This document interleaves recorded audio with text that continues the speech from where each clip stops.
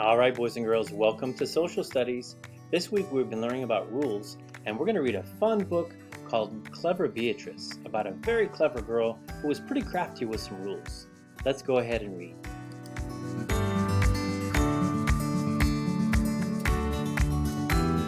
Sure, she was little, but Beatrice loved riddles and tricks, and she could think fast on her feet. Sharp as a tack, her mother said. The neighbors would wave to her as she passed by and say to each other, "She's a clever one, that Beatrice." One day, her mother put a bowl of porridge in front of Beatrice and said, "Eat, eat, my girl, but not too fast. This is the end of our porridge." Her chin trembled as she sat down to her own small bowl. Beatrice ate slowly, thinking of how she might help her mother. Finally, she said, "It is time for me to go out into the far north woods and get some money."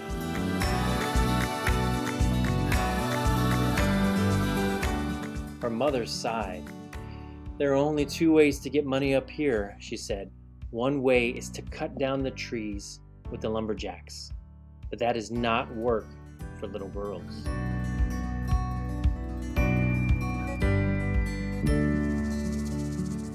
"What is the second way?" asked Beatrice. "There is a giant on the other side of the woods," her mother said. "A rich giant who loves to gamble on his own strength." She sighed again.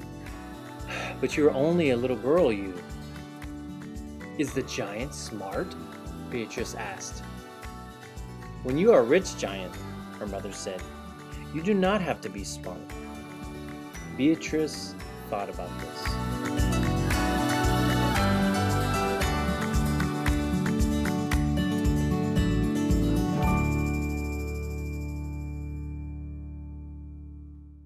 The very next day, she kissed her mother goodbye and walked away from the village into the deep woods, through a forest of white pines and copper hills, farther than she had ever walked before. Finally, she came to a wall of pine trees at the bottom of the hill, where she watched some lumberjacks sawing down the biggest tree of all. Just as the tree fell down, whoosh bang! The lumberjacks called out, "Day's over!" and waved goodbye to Beatrice. Beatrice waved back and then kept walking all the way up the hill. At the top was a huge log cabin. Beatrice found the giant sitting against the side of his cabin, taking in the late afternoon sun. She came straight away beside him and said in her loudest, bravest voice, "Good afternoon, Mr. Giant, sir. I have come to make a bet with you." The giant opened one eye and looked down at Beatrice. "What kind of a bet from such a little girl?" he asked. Beatrice took a step closer and made a fist no bigger than a walnut. "I bet 10 gold coins," she said, "that I can strike a blow harder than you."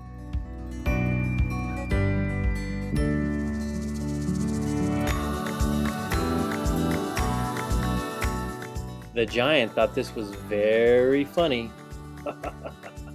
He stood up and laughed, showing off his height and belly. Then he made a huge fist with his own hand and held it next to Beatrice's. "What should we strike with our mighty fists to make our bet?" he asked. Beatrice looked at the giant's cabin and pointed to his front door, a door as big as a boat, made of long planks of pine. "Let us strike against your front door, we two. The hardest blow will win the bet." "Oh, you are making a big mistake, you," the giant chuckled. He walked over to his front door, swung his arm back, and then let his fist fly hard against the wood. Kerblam! The walls trembled, the windows rattled, The door groaned on its brass hinges. The giant turned and grinned at Beatrice, showing all his teeth. Your turn, he said. Beatrice stepped up to the front door, turned to the giant, and said, "Don't worry if I break your door, Mr. Giant, sir. See what happened to that pine tree down there?" What tree? The giant asked. Beatrice pointed to the broken tree at the bottom of the giant's hill and said, "That great big knocked over one there." You did that? The giant asked. "Well, I thought you might need a tree for your new front door." The giant frowned and scratched his head. Maybe I don't want a new door, he said. Maybe I like my old door. "I'm sorry, Mr. Giant, sir," said Beatrice. "I'm only trying to win the bet." She raised her fist at the door. Never mind you, the giant cried. Don't break my door. I'd rather just give you the money. Beatrice said, "If you insist."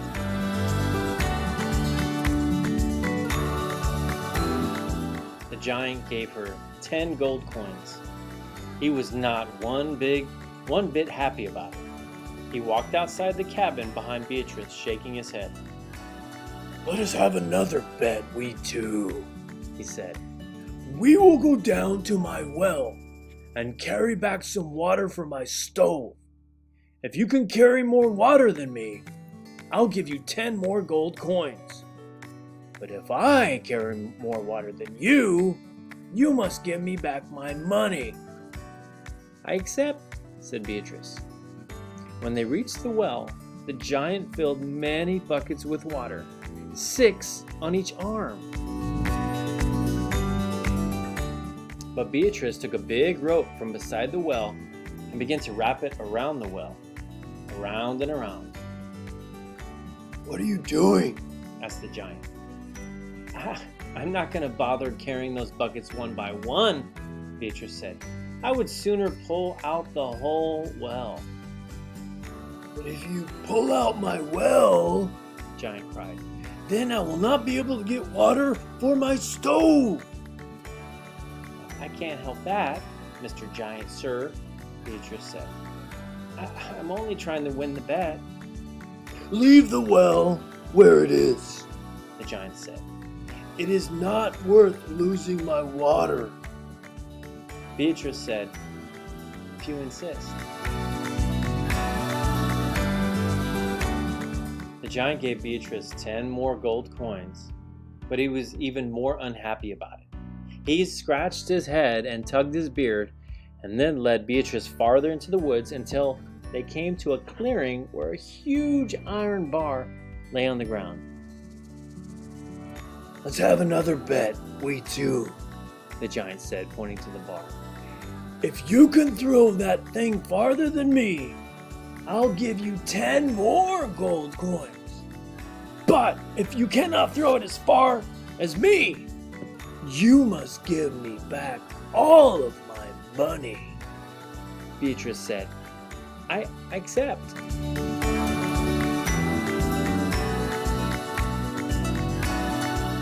The giant picked up the iron bar and stood in the middle of the clearing. He stopped, turned around twice, let out a bellow, and threw the bar a good 200 feet in the air. Whoosh, wham! It fell to the ground. Then he looked at Beatrice with a smile. Your turn, he said.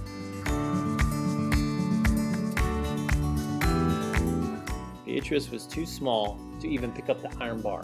She walked over to where it lay on the ground and crouched over it, thinking hard. Then she stood up and pointed to the east and asked the giant, Do you know anyone who lives in Canada?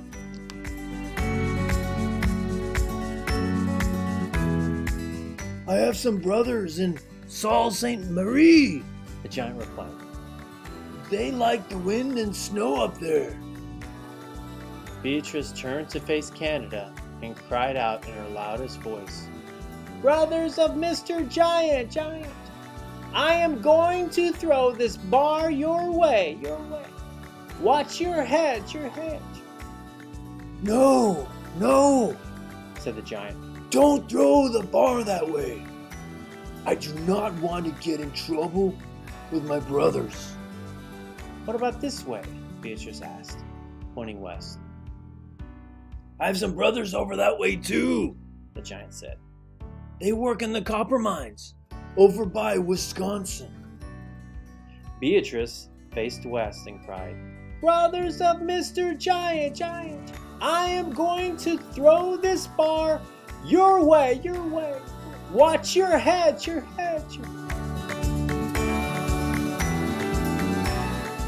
Not that way, cried the giant. I don't want to get in trouble with those brothers either. Beatrice pointed south towards Big Bay de Noc.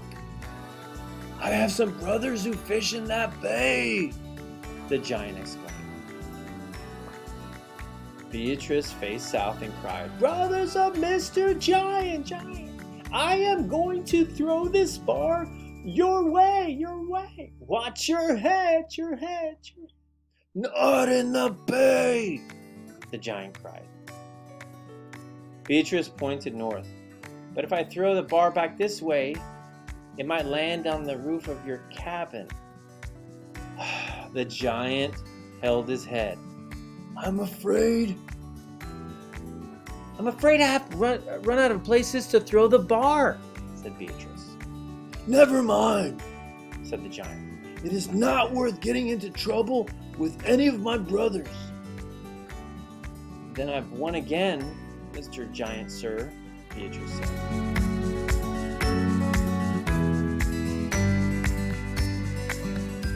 Here, take the rest, said the giant. He gave her his last 10 gold coins in a silver bag.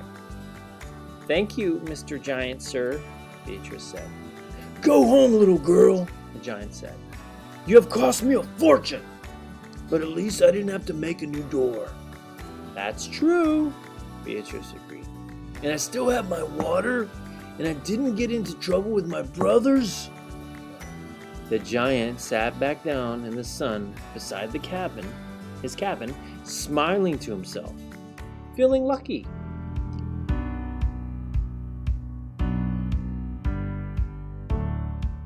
Beatrice backed away, taking slow steps.